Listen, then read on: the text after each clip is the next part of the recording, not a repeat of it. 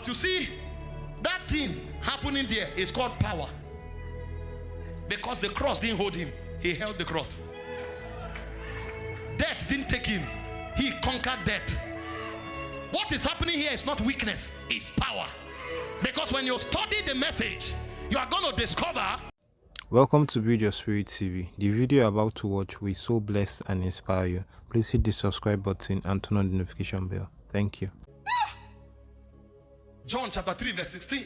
It says, for God so loved the world that he gave his only begotten son, that whosoever believeth in him should not perish but have everlasting life. Romans 5:8 said, while we were yet sinners, he said Christ died for us. It's a testament of God's love, and you will not appreciate this until you know who is dying for you. We have Isaiah 52 verse 14. If you have the message, help me. Oh my God, the master, he said, but he didn't begin that way. At first everyone abhorred him. You know what abhorring means? Disdain. He said they abhorred him. They said he didn't even look like a human. When they finished dealing with him, even a pig looked better than him. They ruined his face. They disfigured him beyond recognition. So when they finished punishing him, when you saw him, you asked, what creature is this? What is this animal? He didn't look like a human being. He was disfigured. And in that state of disfigured countenance, they gave him a cross, and he trekked for almost 1 kilometer. God was helpless. God fell 3 times. God. People were looking and mocking. People wanted to help God. Some were cleaning his face. God. And the Bible called it love. That's why Jesus said, no love is greater than this, that a man lays down his life for you. He didn't just lay his life, he laid it down in shame like a criminal. And then they hung God on the cross. 6 hours. Look at the picture of the cross. The one you saw in the movie, he was hanging straight. They don't hang people straight. When people hang on the cross, they are bent over, because you can't even be straight. You are hanging. So what it meant was that he was depressing his diaphragm. He couldn't breathe. Every time he breathed, he had to pull the nail on his wrist up to breathe for 6 hours. That's love. That's love for you and I. When they put a crown on him, it was thorns. And the point came. The biggest of all persecution was when the father turned his back and he cried, Eloi, Eloi. In the history of divinity, they had never separated. Eloi, Eloi. That's spiritual death. Why hast thou forsaken me? Now, if you don't know glory, you won't understand what we are saying. But you go ask your president to resign because of you. You will begin to understand. Or ask a billionaire who is enjoying life to give up wealth to save you. You will begin to understand why men cleave to power. Power eats the soul. And if you look around the world, you will see some men who have power. See how they cling to it. I was studying about some of the presidents of the world. Oh my God. I saw the way the American president travels. I shook my head. When he leaves the White House, the Marine One carries him to the airport. That's a military helicopter.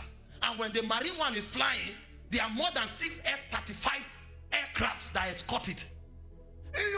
What they call F-35, one is worth over $40 million.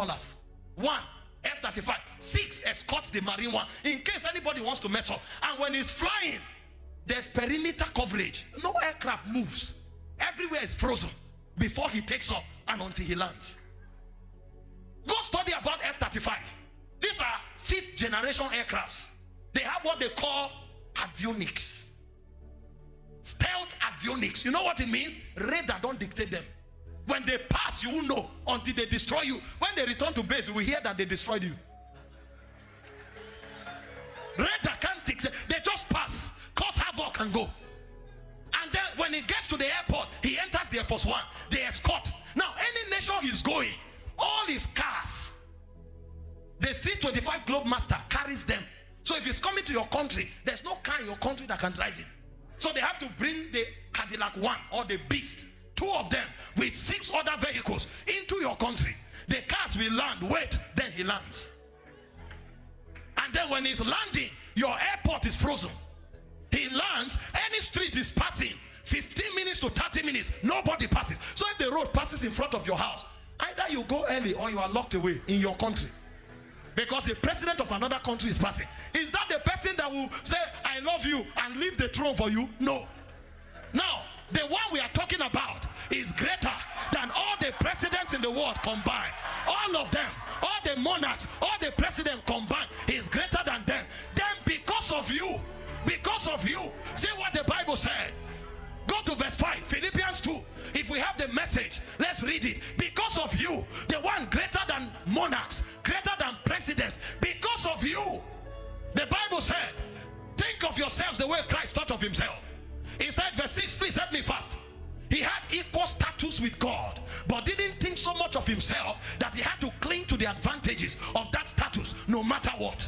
Verse 7, he said, not at all. When the time came, he set aside the privileges, oh my God, the privileges of deity. You know what those privileges are? He sits on the throne. Anything he says become. All the angels worship him. All creation worship him. Dogs, birds, cattle, fowls, mosquitoes, everyone bows. The Bible said forever and ever the four beasts, they cry holy, holy, holy. It said the 24 elders, they fall on their faces, they cast their crown day and night, forever and ever they cry holy, holy, holy is the Lord. The Bible said he set aside the throne of heaven. He set aside the worship of God. He set aside the power of deity. He set aside because of who? Because of me, the privileges of deity. And he didn't just set aside. He said he took the status of a slave. He didn't just become a human. He became a slave among men. Oh my God. How can the King of Kings become a slave? How can the creator of the earth become a slave among creation?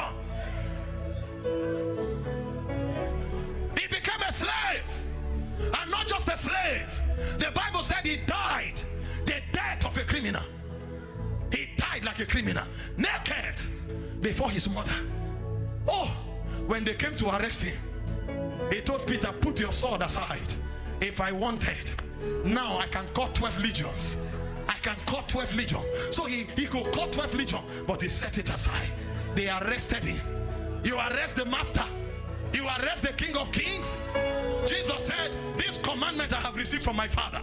He said, no man taketh my life from me. I have the power to lay it down and to take it up. He allowed himself. You know, when he came to them, he said, whom seek ye? They said, Jesus of Nazareth. He said, I am he. They went back and fell. But he surrendered. They spat on him. They pulled his hair. They beat him. They kicked him. But you see, that thing happening there is called power. Because the cross didn't hold him. He held the cross. Death didn't take him. He conquered death. What is happening here is not weakness, it's power. Because when you study the message, you are going to discover that the third message of the cross is the message of power. Jesus was not held by the cross. He held the cross. Death didn't take him. He took death. You know why? Why he was hanging here?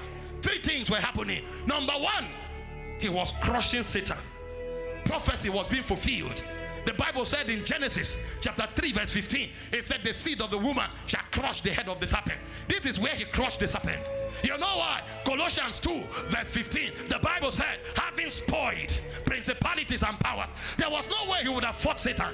No, if he fought Satan as God, it would have been unfair. So the way he dealt with Satan was to become a man, was to identify with humanity, identify with sinful man, identify with sin. So he had perfected the status of a man. It was in this condition that he went to Satan. You know, Satan needed to fight him first. He was in the mount of temptation. Satan came. If you are the Son of God, turn these stones to bread. He said, this is not how we will prove it. If I prove it here, it will look like I did it because I was God. It was after the Father turned his back, after he was forsaken, when he became a man indeed, that was when he demonstrated power. The Bible said he went down to Hades. He went to the ring of Satan. He went to the headquarters headquarters of Satan. He didn't fight Satan in heaven. No, Michael did that. He didn't fight Satan on earth. No, Michael did that. When he wanted to fight Satan, he went to hell. And in hell, the Bible said, having spoiled principalities and powers, having spoiled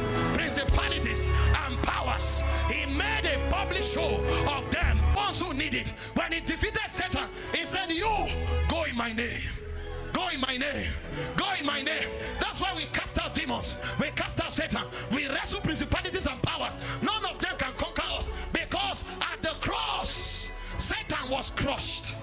Oh my God. I love it when I cast out devils.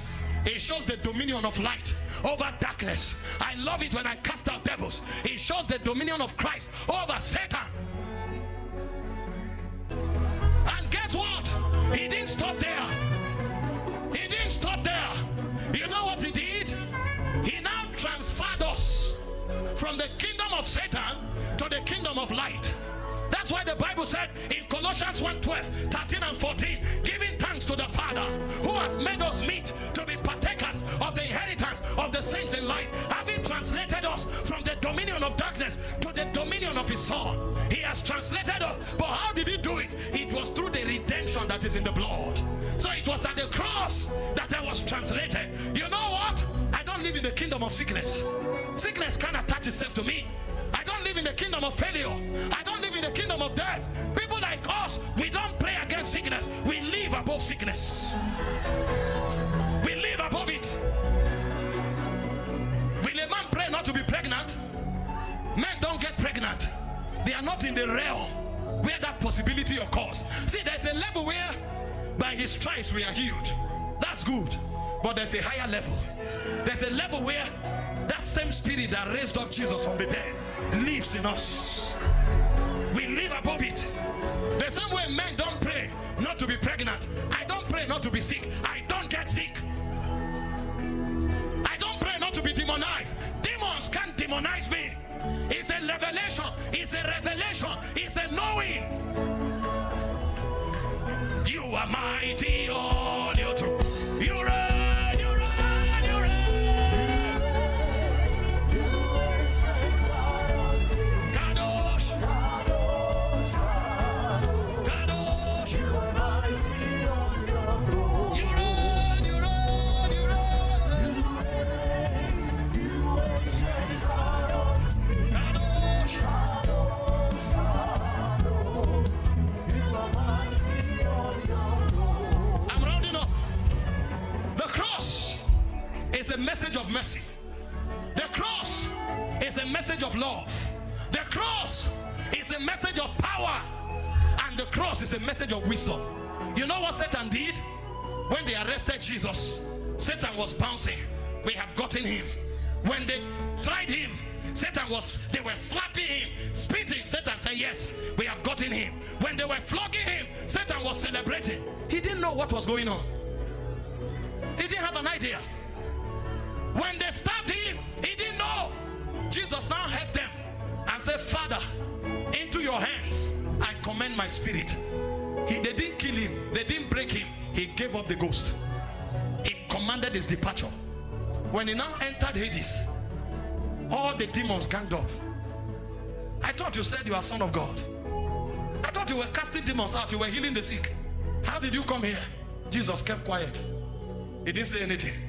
Day 1, day 2, day 3. It was day 3 that action began. Suddenly he stood up in the grave. And all the demons became shocked. When he stood up, he held this one. Igbo. He held this one. He collected the key of death, collected the key of Hades, and dismantled all of them. That was when Satan began to regret. If we knew, we would have allowed him on earth. As if that was not enough. When he came out, the life he had, he gave us. The name he had, he gave us. The power he had, he gave us. You know what happened? Satan was dealing with only him. Now he has multiplied. Satan was paid. I would have left him. I would have left him. I would have left him.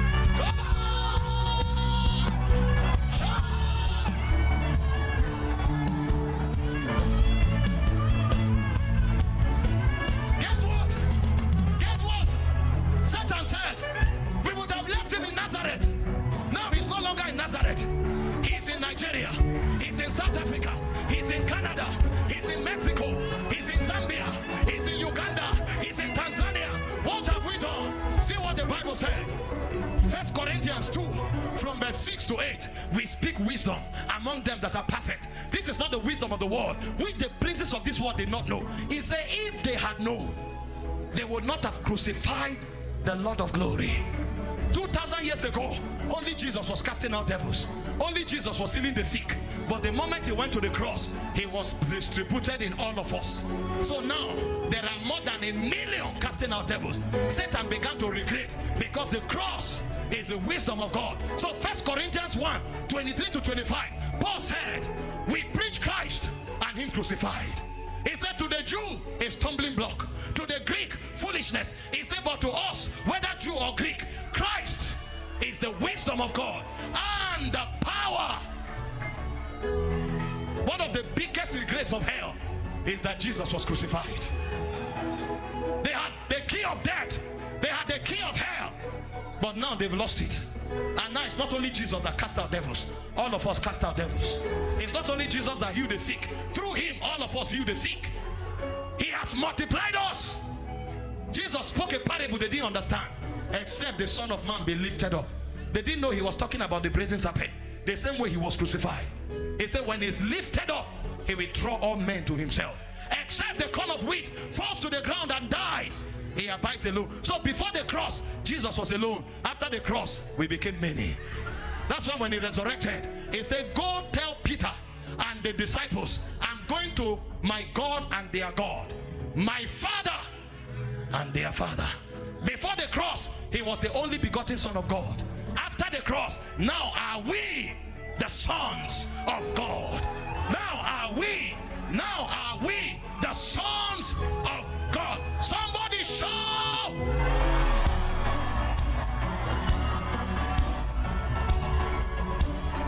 And finally, the message of the cross is the message of the grace of God.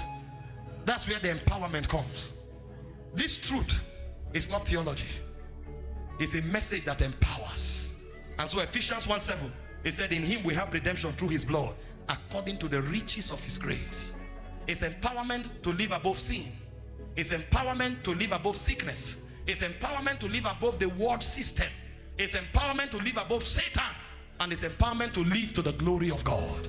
So everywhere we come now, we manifest the savor of his will, because the cross brought us grace. That's why I said in Ephesians 2:8 and 9, by grace are ye saved. He said, not of yourself, it's of him. He gave us grace. He gave us empowerment. You are not weak. You are not a victim. You are not defeated. There is something on your inside. The cross opened you up so that God could fill you, so that you can do what God does. In John 14:12, he said, the works that I do, he said, you shall do also. Greater works than these shall ye do.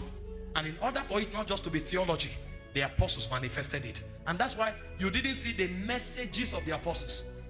The Bible calls it the acts, because we have now been empowered.